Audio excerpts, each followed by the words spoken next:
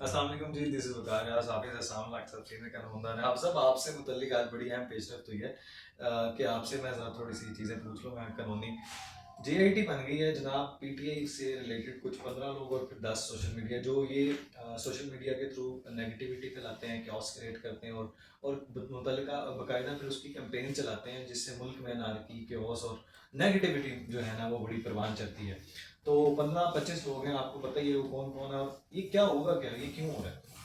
फिर बनेगा क्या? अच्छा, बहुत अरसे से ना लोग सवालात उठा रहे थे कि ये बातें हो रही हैं कि ये हो गया, फलाना हो गया, और सोशल मीडिया पे वैसे ही वो हाइप क्रिएट हुई हुई है। कोई जो मुंह में आया बोल देता है, मुल्क के खिलाफ बोल अभी देता का है। भी बनाया था फिर ठीक है ना। इसलिए। तो अब उस पे जो कानून बना है उस पे अब अमल दरामद ज़ाहिर होना शुरू हो गया है।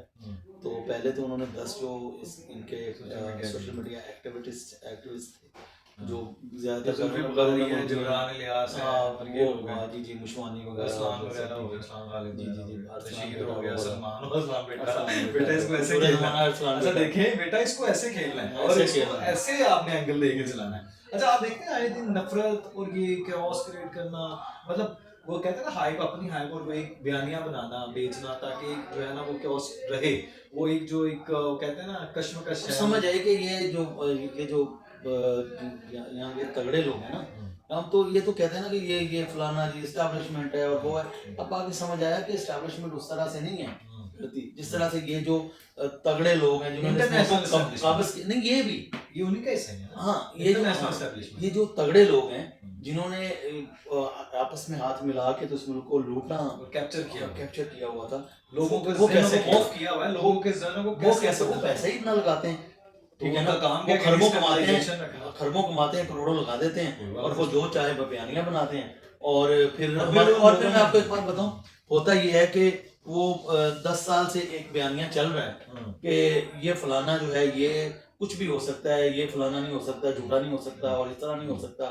तो पहले तो वो चलता रहा, ये उनके साथी भी सारे मोहम्मद थे। फिर बाद में ये उन्होंने कहा ये नहीं वो तो गद्दार था।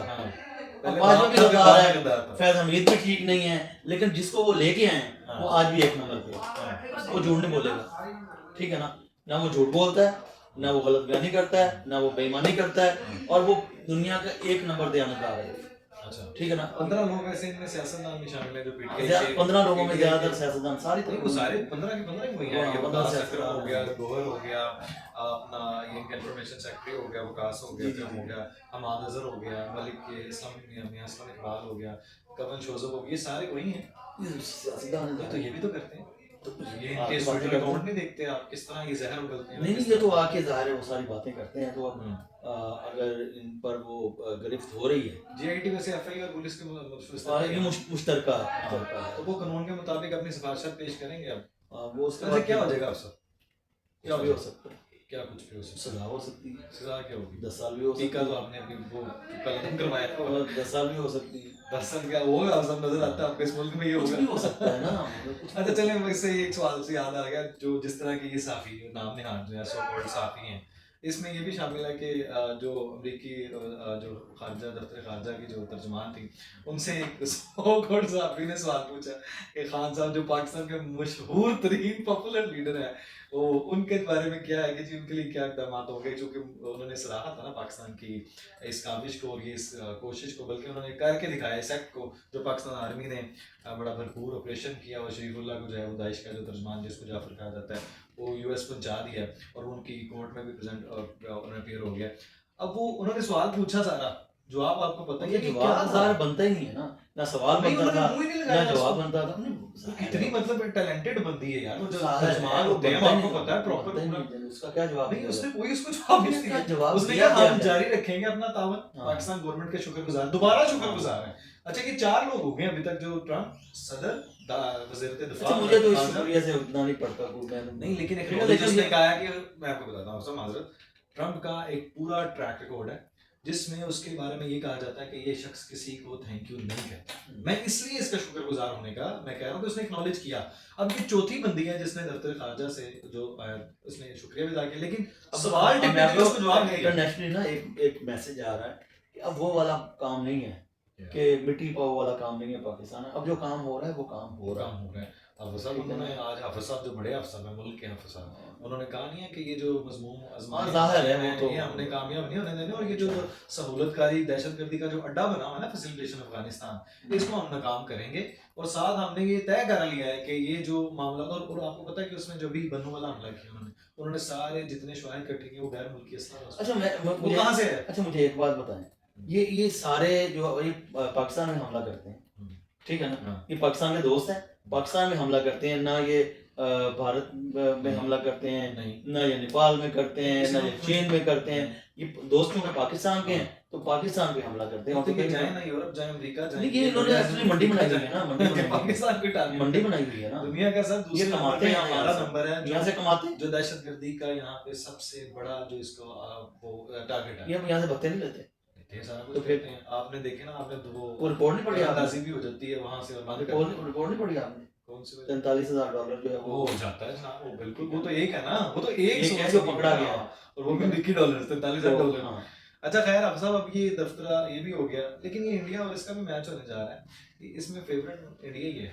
और जो आपको पता है पिच के मामला आता है, ये वो आईसीसी ने मैं विमल रिचर्ड को सलाम पेश करता हूँ हाँ। कि उसने ना पाकिस्तान से कोई बोला ना दुनिया से और बोला, विमल रिचर्ड बोला, हाँ। उसने कहा कि आपने पैसे, जिसके पास पैसे हैं हाँ। उसकी आप लौंडे बन गए, वो लौंडी बन गए, आईसीसी जो वो भी भारत की है, और जो वो कहता है वो फेवरेट तो वही है, क्योंकि उनकी बड़ी अंडरस्टैंडिंग स्ट्रांग है इस टाइम, उस पे खेलेंगे वो इसी पे खेलेंगे, उसी पे खेलेंगे, ठीक है ना। और दूसरी बात है, उसने ये भी कहा है कि जो मेजबान मुल्क है उसको आपने साइडलाइन कर दिया है ना, ठीक है ना, तो और वो उनको प्लेट में रख के आपने वो वाला से याद आया, वो हाँ प्लेट में रख के इंडिया को दे रहे हैं ट्रॉफी। खैर अब सब 9 मई की जो लोगों की बेल कैंसिलेशन वाला मामला था, उसकी दोबारा मनसूखी के लिए, जमानत मनसूखी के लिए पंजाब हुकूमत सरगर्म थी, उनकी अपील जो है वो चीफ जस्टिस साहब ने अपील मंजूर कर दी, 10 मार्च के लिए वो है मंजूर हो गई है, कैंसिलेशन ऑफ बेल की जो पिटीशन है, वो जो मुजरमान है 16 वो उनकी होनी है, वो रेगुलर हियरिंग के लिए उन्होंने मंजूर कर लिया। आपने बेंच देखा है?